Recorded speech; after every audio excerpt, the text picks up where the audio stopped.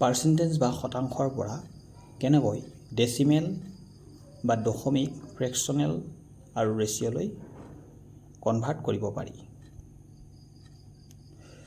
পাৰ্চেণ্টেজৰ পৰা দশমিকলৈ কনভাৰ্ট কৰাৰ আগতে আমি পাৰ্চেণ্টেজ মানে কি বুজি লওঁ। পাৰ্চেণ্টেজ মানে 100/1।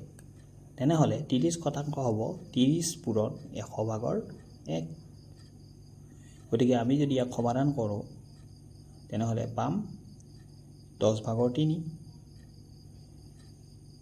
এতিয়া এই 10/3টোক আমি বিভিন্ন প্ৰকাৰে লিখিব পাৰোঁ, যেনে ফ্ৰেকশ্যনেল নাম্বাৰ বা ভগ্নাংশত লিখিলে আমি পাম 10/3। ঠিক তেনেকৈ এই 10/3টোক আমি যদি দশমিক বা ডেচিমেলত লিখোঁ তেনেহ'লে পাম 0.3। ঠিক তেনেকৈ এই 10/3টোক যদি আমি ৰেচিঅ'ত লিখোঁ তেনেহ'লে পাম আমি